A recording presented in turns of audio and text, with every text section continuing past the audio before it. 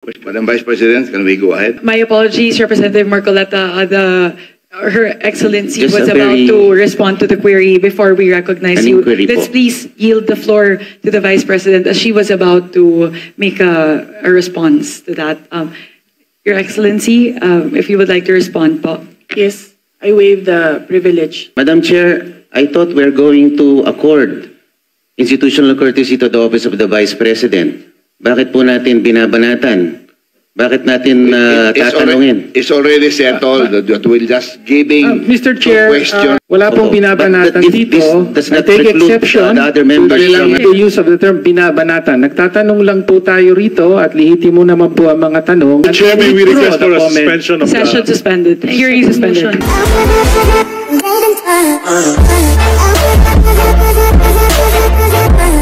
Or not the question. Madam Vice President, can we go ahead? Madam Chair, just an inquiry. My apologies, Representative Marcoleta. Her Excellency Just was a about very- to respond to the query before we recognize An you. inquiry po. Let's please yield the floor to the Vice President as she was about to make a response to that. Your Excellency, if you would like to respond po. Yes, I waive the privilege, sir. Wait. Yes. We now recognize Minority Leader Congressman Antonio Tenio. Maraming salamat, Mr. Chair. Magandang umaga po sa Office of the Vice President at sa Vice President. Well, unang tanong po ay kaugnay sa presentation na binigay ng Vice President. Napansin ko po roon na sa budget na 903.4 million for 2025.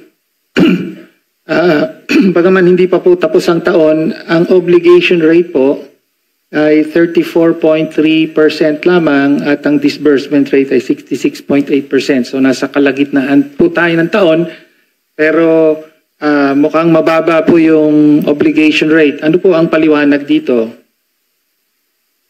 Yes, marami kaming procurement na tumagal. Hindi siya nasimulan by January, Madam Chair, yung procurement. So maraming mga procurement na June, July, August na nasimulan. May dahilan po ba kung bakit June, July, August na nasimulan ang mga proyekto?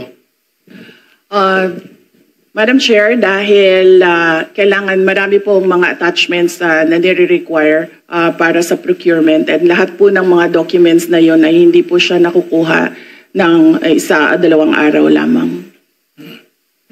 So, middle of the year pa po na naisaayos ang requirements for bidding. Parang ganun po. Tama po ba ang intindi ko? Yes, Madam Chair. Yes, thank you. Okay. Ngayon, mabalik po tayo sa last August 8, 2024, nag-issue po ng Notice of Disallowance ang COA, Commission on Audit, sa 73.28 million na halaga ng confidential funds for 105 activities supposedly held by the Office of the Vice President from December 13 to December 31. Sabi ng COA ay wala raw accomplishment reports na naipakita or sinubmit ang Office of the Vice President para dito at inaatas na o inuutos na ibalik ang pera ng Vice President ni Gina Acosta bilang Special Disbursing Officer at ni Julieta Villa del Rey bilang Chief Accountant. Mag-iisang taon na po, ayon sa COA rules ay may 6 months po para mag-appeal. Ano na po ang status ng Notice of Disallowance na ito? Madam Chair, I suggest that the Congressman ask this during the hearing of the Commission on Audit.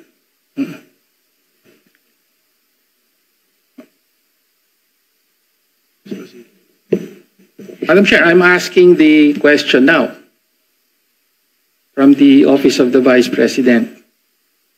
Madam Chair, this is a status of documents inside the office of the Commission on Audit.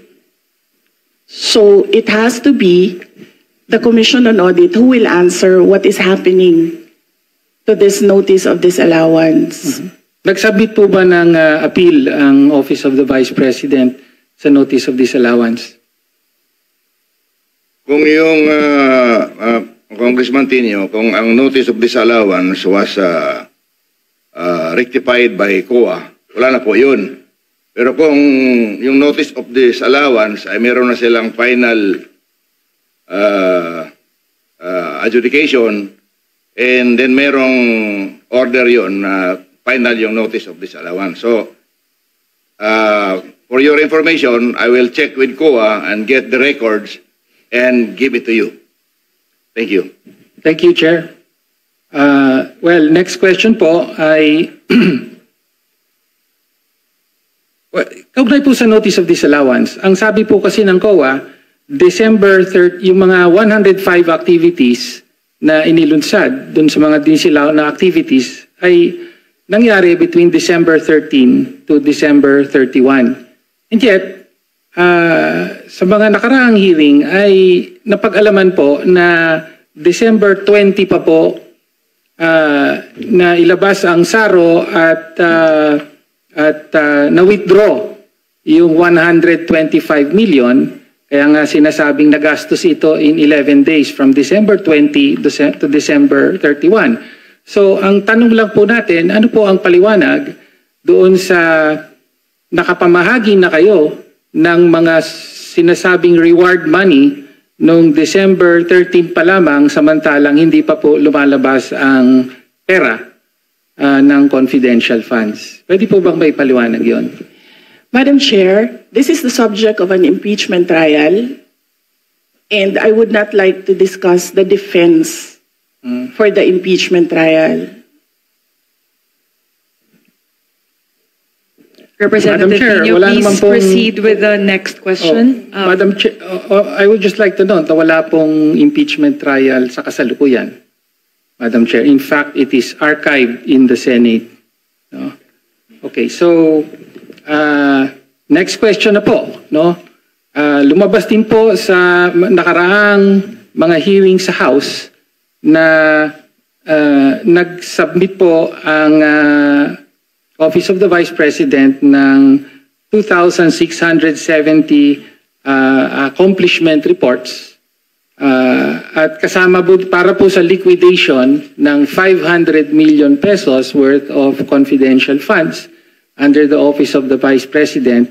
At ayon sa investigasyon ay 1,322 out of 1,992 names in the OVP ARs submitted to the PSA have no birth records.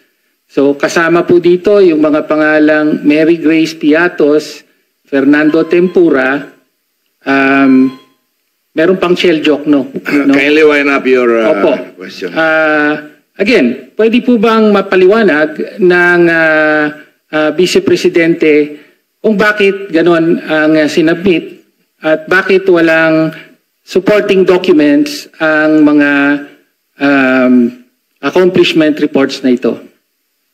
Madam Chair, again, first, if the committee would like to ask how the Commission on Audit conducts its audit, I request that all the questions be propounded during the hearing of the Commission on Audit. Second, the subject confidential funds is a matter in impeachment proceedings, which is archived, but there is a pending motion for reconsideration in the Supreme Court. I cannot discuss defense strategy. Number 3, I cannot discuss intelligence operations and cannot explain how intelligence operations are done without compromising national security. Thank you, Madam Chair. My next question. Congressman Tenyo, last question. Opo, last question. Please wind up. Opo. So, napabalita po, no, na mula July of last year hanggang sa kasalukuyan ay meron pong 13 trips ang Vice President overseas, no? So mula po sa Germany, Japan, Hong Kong, Netherlands, Kuala Lumpur, Malaysia, Australia, South Korea, Kuwait, Paris, at several po sa Netherlands. Umaabot po sa at least 60 days po na on leave ang presidente, at marami po pero hindi lahat ay sinasabing personal leave, no? So sa mga trips po na ito, ilan po ang naging personal leave at ilan ang on official duty, at magkano po ang total na budget na ginastos ng Office of the Vice President para sa mga official leave at personal leave na nangyari? So Madam Chair, yes. Last question, Madam Vice President. Yes. Madam Chair, may I ask what date do you want me to start with destinations? July 2024. No pizza daw yun? Mr. Chair, from July 2024, a personal trip to Germany. Okay. Then January 2025, July 24. We'll personal start. trip to Japan, and so on. Yes. We'll start with July 2024. So, number one, under the Civil Service Commission rules, there is no allotted leave for the President and Vice President. We cannot both file a leave. So the only thing that I need when I travel overseas is a travel authority from the Office of the President. All my travels were issued travel authority by the Office of the Vice President. And this implies that all these trips were approved by the Office of the Vice President. So, from July 2024, I went to Germany. In December 2024, I went to Denmark. In January 2025, I went to Japan. In the third and fourth week of January, I went back to Japan. In February of third week and last week of February, I went back to Japan. On March, I went to Hong Kong. On March, I went to the Netherlands. On May, I went to Qatar and the Netherlands. On June, I went to Vietnam, Cambodia, and Malaysia. On June, I went to Australia. On July, I went to the Netherlands and the Republic of Korea.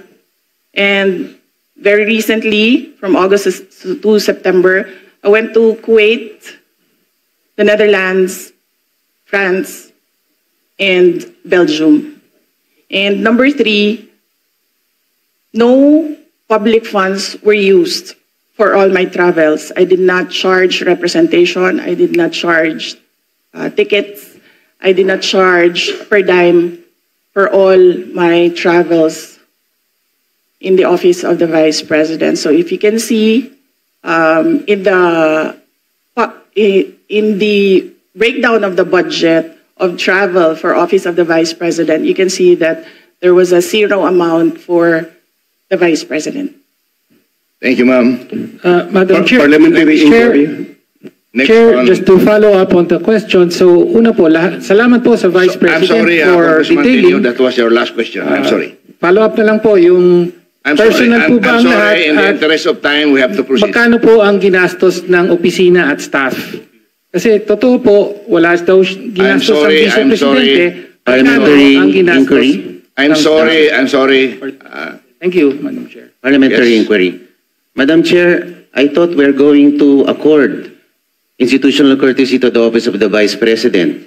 Bakit po natin binabanatan? Bakit natin tatanungin? It's already settled that we're just giving Mr. Chair, questions from the minority. Okay? Mr. Chair, hindi po... 5 minutes each.